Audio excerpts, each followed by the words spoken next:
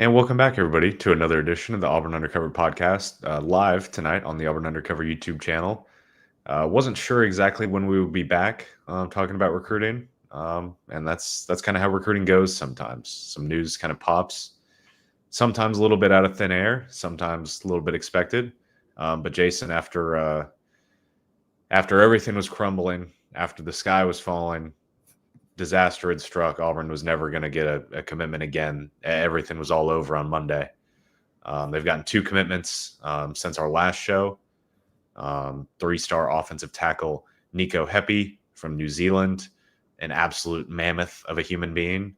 And then the big news that everyone's going to want to talk about, Peyton Falzone, the top 247 quarterback from Pennsylvania, had been committed to Penn State since April. He flips his commitment on Thursday. Pretty much out of thin air for a lot of people. This is one that we had heard over the past little bit that was picking up some steam, but it was one that was pretty top secret, really wanted to keep it quiet from Auburn's side and from Falzone's side as well. He was trying to be respectful towards Penn State, obviously a recruit from Pennsylvania committed to Penn State, so being careful how he approached the situation there. But Auburn gets him, and we'll start with him because that's what everyone's going to really want to talk about.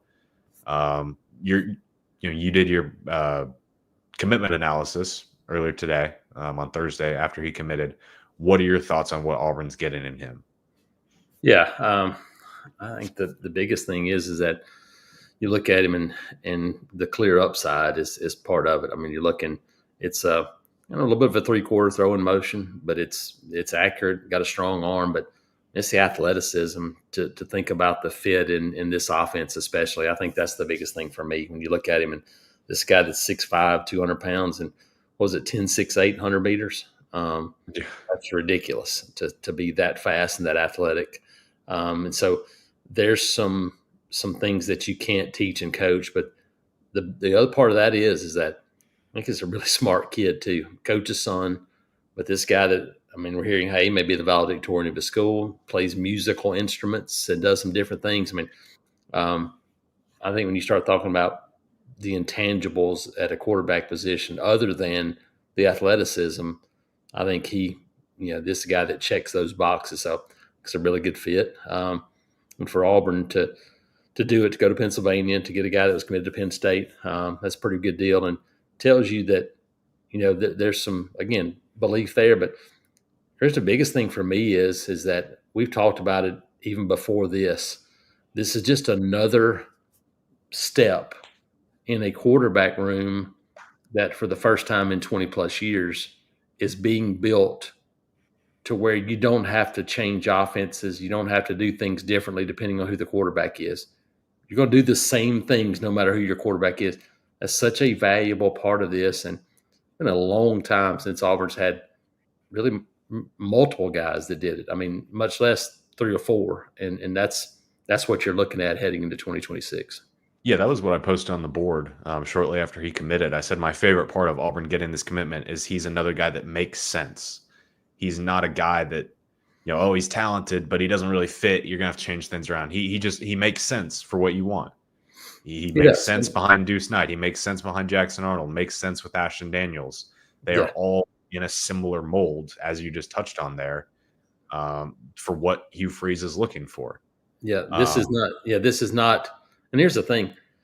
The guys that Gus Malzahn recruited were athletic enough in some aspects to do what he did and what he wanted to do, but it was changing what he did on offense to fit because like Bo Nix is athletic enough to play Gus Malzahn's scheme, but it's not what Bo Nix does best.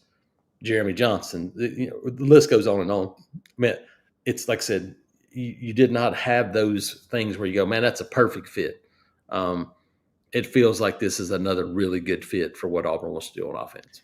Yeah, we're going to hit y'all can keep asking questions in the YouTube chat. We're going to hit them kind of based on how they make sense. So, Smitty, I see your question, but we're going to wrap back to that one. Question here from Tom saying, when did Falzone visit Auburn? Jason, you had found an interesting tidbit on that earlier today, actually. Yeah, I don't think he did. I think his dad visited Auburn.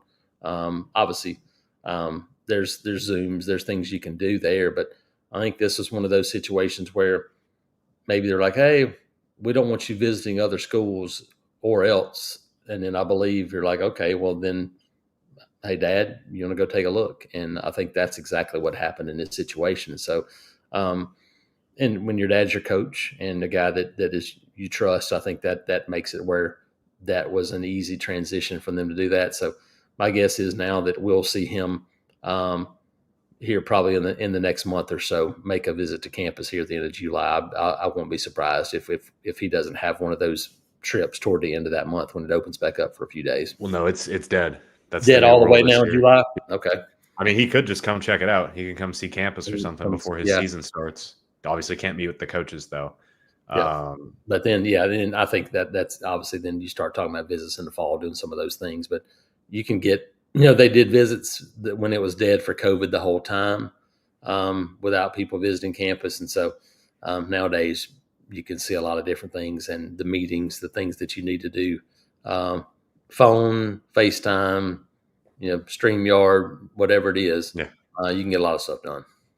Yeah. The other thing that I wanted to touch on with Falzone, and then Smitty, we're going to hit on your question on Falzone as well, because I really like that. In terms of the quarterback that you were going to get in 2026, they flirted with some top guys. They tried to make a run at Landon Duckworth, just didn't quite work out. I think money-wise is honestly the biggest reason there. Falzone is probably about as good as you're going to get, to be honest. I mean, he's ranked a consensus 4-star. I believe all three recruiting sites have him as a 4-star across the board. 24/7 Sports is highest on him, ranked as 183, if I remember correctly. You're not going to get much better than that in this class for how Auburn wanted to approach quarterback in 2026. I think it worked out, honestly, pretty perfectly for what Auburn was looking for in this cycle. So with that, touch on Smitty's question here. Who would you guys give the edge to as a recruit, Walker White or Peyton Falzone? It's a tough question. I mean, Walker was ranked higher. I think Walker the problem is we haven't seen Falzone in person. We got to see Walker in person out in Arkansas. We got to see him you saw him at a Hoover camp. We saw him at the Auburn camp, went out and saw him in San Antonio. So we've seen him more. So we just haven't seen Falzone throw in person, which I would love to be able to do. The problem is he lives in Pennsylvania. Just from watching the highlight tapes, they're different players. I think Walker has a stronger arm, probably, but Peyton has some gamer characteristics to him that you definitely Walker's a good runner, but he is not Falzone runner, and especially from a speed standpoint. So I mean, they're different guys, but I think it's when you start talking about building around and doing some things you need to do, I think this is a guy that, again, I think gives you some things that you can really work with. Yeah. Moving off a Falzone, earlier in the week, Nico Heppy commits to Auburn. He's a guy that I mentioned him on Monday's show when we did. I think it was Monday when we recorded a podcast. Said that he was a guy that maybe keep an eye on, and we've talked about him on here before because we were the only ones that got to see him out at camp in June, which was his first time doing pass pro work and stuff like that. So it's a very interesting pickup for Auburn getting Nico Heppy. Very interesting backstory in how Auburn even found him. He had no offers at the time. A New Zealand newspaper put out a story about how Nico loved Jordan Mailata, who's from that area and now obviously plays with the Eagles. Nico played rugby, which is what Jordan Mailata did. And then before transitioning to playing football, and Nico wanted to make the same transition. This random New Zealand newspaper puts out a story about it. Auburn happens to stumble upon it. Nico's working with NFL Academy. He has like 20 Twitter followers at the time. He posts a 2-minute, highlight reel of him just doing, running side to side. A couple of drills. Yeah. Just a couple of drills. That was it. Yeah, and Auburn's personnel department finds that, is the first to offer him. He gets a handful of offers, including Florida State this summer. Auburn goes ahead and kind of quote unquote, pulls the trigger. They give him the green light that he can commit and join the class. And he's not going to be your marquee top offensive lineman in the class. He's not going to be ranked the highest, but he's maybe the most exciting in terms of long-term potential. He's a 6'7", 370-pound piece of clay who's never played football, and he doesn't have. I mean, he's got a lot to learn, but he doesn't have bad habits. He has to unlearn as well. This is exactly the type of thing that Auburn has failed to do for a long time until this staff. This staff has gone out and signed offensive linemen that you go, and if that guy is able to do what you think he can do, he's going to be really good.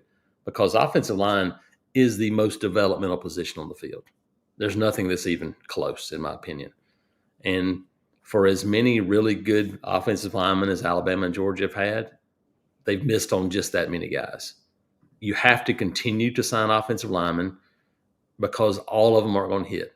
Heck, most of them aren't going to commit, aren't going to hit. So you have to go out and go, hey, look, let's go take a shot at this guy because he might be an NFL player. And Christian, just looking at him physically, watching him move, watching his feet, and just that immense size, I'll be really surprised if this guy doesn't at least get a shot to play in the NFL sometime down the road. That's what you're looking for. And so you're right. Hugh Nall, who was Auburn's offensive line coach under Tommy Tuberville, loved having defensive linemen that transitioned to play offensive line because of one thing you just mentioned. Because he said, look, they don't have any bad habits. They weren't taught how to play the wrong way. They don't know how to play at all. And because of that, you're able to mold them. And we saw it, whether it's Ben Grubbs or Tyrone Green or Tim Duckworth, at a bunch of guys that went from defensive line signees to offensive linemen in the NFL. And so I think it's a really, really fun pickup. And again, this is what you need to be doing on the offensive line. You need to go after big-time guys, and they are, but you also need to continue to sign long, big, athletic guys and develop them and try to get them there, and that's what he is. Yeah, that's the thing with Nico. He's a project. He knows he's a project. He knows he has to learn.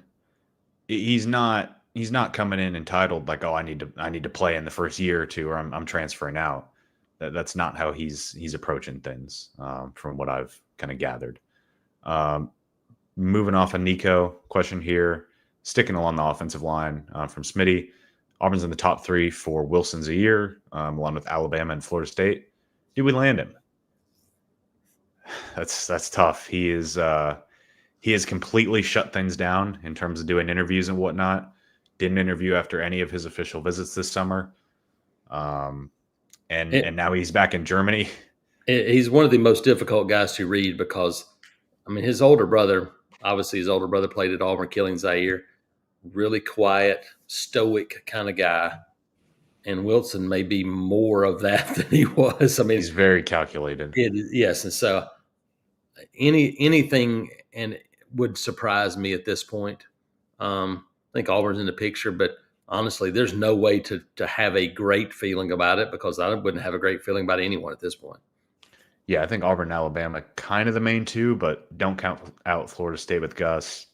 Obviously recruited Killian, so that's one to watch. We'll hit on some questions here from the chat. We're going to do kind of a shorter show tonight. Question from Anthony: do you think we are losing the state in recruiting? Well, let's look at the top 10 here in the 24/7 rankings. Cedarian Morgan trending towards Alabama. Tank Jones maybe favor Alabama, but it feels like he's wide open. Yeah. Duckworth headed out of state. Vodney, Texas. Vodney, Cleveland, that is. Zion Gibson's Alabama. He's 5. Jaquez Wilkes is 6. We favor Auburn. Xavier Crowell is 7. Alabama. Hezekiah Harris is 8. Committed to Auburn. Emmanuel Ruffin. Neither of the in-state teams are really in on him. And then 10 is Marquez Daniel, committed to Florida. Look, Auburn was not going to repeat what it did last year. It was not going to sweep the state completely again. There were people at Alabama that were going to make sure that was not going to happen. And it's also a group of guys where Auburn's been involved with some of those guys, but this is not a year where you felt like they were going to go full bore for all of these guys either. And so it's not as deep a class in Alabama as it was last year. When you talk about that, it feels like as spread out as a top 10 in Alabama has ever been, in my opinion. I don't remember a year where you had 5 or 6 different schools getting one of the top 10 guys. That just hasn't happened before. So yeah, you're not going. It's going to be really difficult to do what you did last year, and so that was not expected by either one of us because it's going to be a much smaller class to begin with. But yeah, I think Auburn is obviously you'd love to have a couple more guys, but this was never going to be a where, hey, we want all 10 of those guys. I don't think that was in the equation. Kind of along those lines, Kyle, where are we with Tank Jones? He's in the process of cutting down his list. Auburn, Alabama, Texas A&M, and Oregon are kind of the main ones that we're watching right now. A lot of people favor Alabama, and I don't disagree with that. I'm just telling you, there's something about his recruitment, gut feeling. It kind of feels like Texas A&M and Oregon are in this more than people give them credit for. Something about it to me feels maybe, and I've touched on this before, maybe it's just Neem Offord spooking me a little bit. Something about him gives me that kind of vibe that he could leave the state. Something about it to me. Now, he could easily stick in state. He could go to Alabama. He could go to Auburn. Auburn will invest in this one until the end. They will be there until the end. Same goes for Alabama, obviously. Mm-hmm. But something about his recruitment gives me an interesting just kind of feel to it. Another guy that is a great kid, really good family, but is really quiet. And so I think he talks when he's around the players and around the coaches. But for us, it's a very stoic, not a whole lot behind the curtain kind of situation. So, again, another guy that's tough to get a feel for. Here's a question here from Samuel. If anyone has questions in the chat, we'll touch on a handful more. So y'all can drop those in the chat. Do you think Auburn lands Claude Puma in 3 days? He commits on Sunday the 29th. Also, what's your feel on Wilkes and Jace Matthews? We'll start with Claude Puma. Jason, I feel good about Auburn with him. For those that don't know, the ginormous offensive tackle from Mount Carmel High School, former home of Vontrell King Williams, up there in the Chicago area. 6'7", 308. I believe Claude is originally from Cameroon. Came over to be kind of a basketball kid. When you're that big, you need to be an offensive tackle because you could be a top 10. He's not 6'10". Yeah. I feel good about where Auburn stands. It's not done yet, but I feel good a couple of days out with where they stand with him. Yeah, I agree. I think you go right now. I would lean a little bit Auburn at the moment. For a guy like Puma, I think that's where I would go at this point as well. Jaquez Wilkes, feel great about Auburn. Yeah, nothing's changed our mind, I guess, the last couple of months, really, and it's felt more and more like Auburn. Again, another guy that's really quiet, doesn't say a ton, but that one is, and again, we talked about it. It's felt Keldrick Falk-ish for a long time for me. Had Auburn had a staff that was involved and interested in recruiting before this staff got here, I think Keldrick Falk would have been committed to Auburn a long time before that. And he finally got to where I thought he was going to be all along, and feels the same way with Jaquez Wilkes. Last one from Samuel was Jace Matthews, the top 247 receiver from Mississippi, rival high school of Deuce Knight. They've known each other forever. His cousin is Dante Moncrief, who I believe played under Hugh Freeze or was recruited by Freeze at Ole Miss. Mm-hmm. So they have that connection. Look, this is a guy that Auburn is extremely high on the receiver board. We've heard him be comped to a bigger Malcolm Simmons, and he's got some really fun tape. It's still a battle. He's probably not going to decide until August. Texas A&M has been the main competition. Ole Miss in the mix a little bit there as well, and LSU.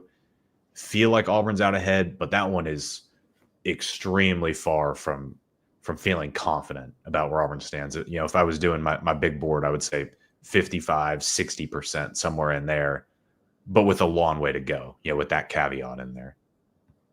Yeah, no, I agree. I think that one's just one you go, just see if you can keep yourself in the mix, give yourself a shot. And again, the other part of this one is that, Christian, I think we both believe there's going to be more movement from September to December this year than maybe we've ever seen. I think there's Yes. going to be a whole lot of fluid things happening, and money, and who leaves. Does this guy go pro? I mean, like, there's going to be a whole lot of things happening. So I think that's one where if you don't get him in the summer, and now you go out and win 9 games, and you have 3 guys that catch 800 yards in passes, then it might change everything. And so I think there's still a long way to go for a lot of these guys. We'll hit on 2 more questions here. Smitty with Jay Lamar and Xavier Crowell off the board. Jay Lamar committed to Georgia. Crowell committed to Alabama tonight. Do you see any new names on the running back board? Not immediately, no.